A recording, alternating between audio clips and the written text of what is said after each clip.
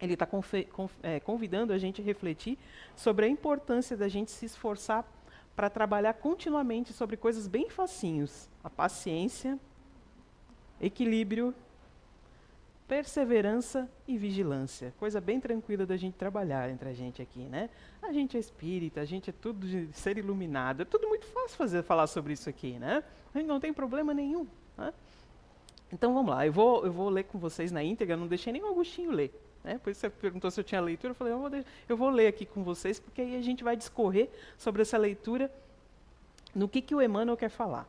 Aí ele começa assim, toda a mensagem desses textos, ele começa com a mensagem de algum apóstolo. Né? E em cima dessa mensagem do apóstolo é dado a mensagem. Então a mensagem de Paulo, o apóstolo Paulo, ele coloca ali, mas ainda que o nosso homem exterior se corrompa, o interior, contudo, se renova dia a dia. Começa com essa mensagem. Aí o Emmanuel começa a discorrer. Observa o espírito na sequência de graduação que prevalece nos mínimos setores da natureza. Então está falando de todo mundo, de todos nós aqui, né? Nada se realiza aos saltos. Na pauta da lei divina não existe privilégio de parte alguma. Então a gente já pode dizer ali que não existe privilégio, embora a gente ache que a gente é esquecido e que o outro é privilegiado. Não existe privilégio de maneira alguma. Enche-se a espiga de grão em grão. Aí ele começa a falar da natureza, das mínimas coisas, para a gente ver como não existe privilégio. Enche-se a espiga de grão em grão.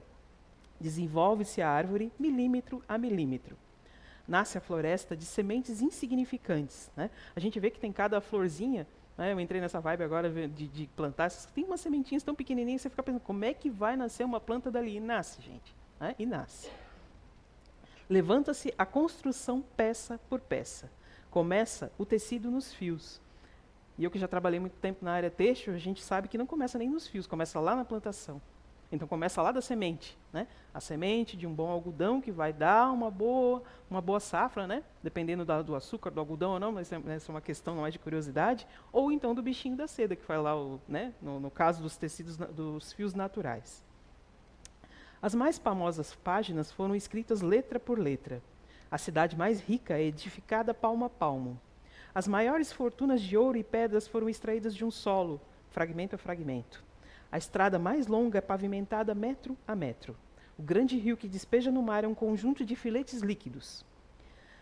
Aí ele fala assim: não abandones o teu sonho de conhecer e fazer nos domínios da inteligência e do sentimento, né? Que muita gente quer fazer isso, né? Nos domínios da nossa inteligência e dos nossos sentimentos. A gente quer sempre trabalhar a respeito disso, do nós, de nós, sempre para nós. Mas não te esqueça do trabalho pequenino do dia a dia. A gente só vai se melhorar não é através de grandes feitos, é através de pequeninas coisas, até porque a gente nem tem condição ainda de fazer grandes feitios. São as somatórias das nossas pequenas ações que lá no finalzinho vai dar um saldo positivo para nós. Né? A vida é um processo renovador em toda parte, e segundo a palavra sublime de Paulo, ainda que a carne se corrompa, a individualidade imperecível se reforma incessantemente. Então, ainda que a gente morra, ainda que a gente não esteja mais aqui, aonde é que a gente esteja, a gente vai estar o tempo todo se reformando e evoluindo. Né? Ainda que a gente fale assim, eu não estou muito afim de evoluir, não. Acontecem situações em que a gente é colocado para evoluir. Então é mais fácil a gente ir por livre e espontânea vontade. Né? Para que não nos modifiquemos, todavia, em sentido oposto à expectativa do alto, é indispensável que saibamos preservar com esforço de autoaperfeiçoamento e vigilância constante, na atividade que nos ajude e nos enobreça. A gente até pode se dedicar à nossa diversão, ao nosso entretenimento, que é muito salutar, né? A gente precisa, às vezes, espairecer um pouquinho a cabeça. Mas se a gente só ficar vivendo em função disso, também não está certo. Se algum ideal divino te habita o espírito, não ouvides ao servicinho diário, para que se concretize no momento oportuno. Se há ensejo favorável à resolução, age com regularidade de alma voltada para essa meta. Há percalços e lutas, espinhos e pedrouços na senda. Prossegue mesmo assim. O tempo é implacável, dominador de civilizações e homens. Marcha com 60 minutos por hora, mas nunca se detém. Guardemos a lição e caminhemos adiante, com a melhoria de nós mesmos. Devagar, mas sempre. Essa é a mensagem que ele colocou ali. Às vezes a gente olha essas mensagens e fala, mas que palavreado difícil, né? porque às vezes tem umas coisas ali que a gente não entende direito. Por quê? Ele tem uma linguagem um pouquinho mais rebuscada, mas a gente pode transformar isso no dia a dia, que é esse é o convite que a gente veio fazer aqui. Transformar isso na nossa realidade aplicável, né?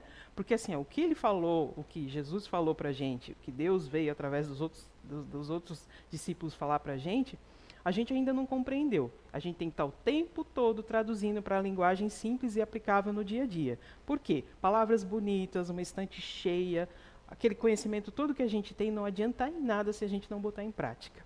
Eu não vou entrar no céu, ou no paraíso, ou numa colônia espiritual maravilhosa se eu só conheci e só li as obras maravilhosas, que tem um monte. Mas se eu não coloquei nada em prática, de nada me adianta. Né? Então vamos lá. Segundo Emmanuel, na natureza, nada se realiza aos saltos e não existe privilégio em parte alguma. Isso é uma coisa bem que a gente tem que colocar na nossa cabeça. Significa dizer que, conforme as leis divinas, tudo tem um tempo certo para acontecer, no que diz respeito às situações relacionadas à nossa jornada evolutiva. E isso está muito ligado à nossa maturidade em relação às escolhas que a gente faz. E a maturidade vem de acordo com o quê? Não é de acordo com os anos que a gente vive. Né? Às vezes é a compreensão que a gente tem em determinada situação. Isso aqui é maturidade. Né?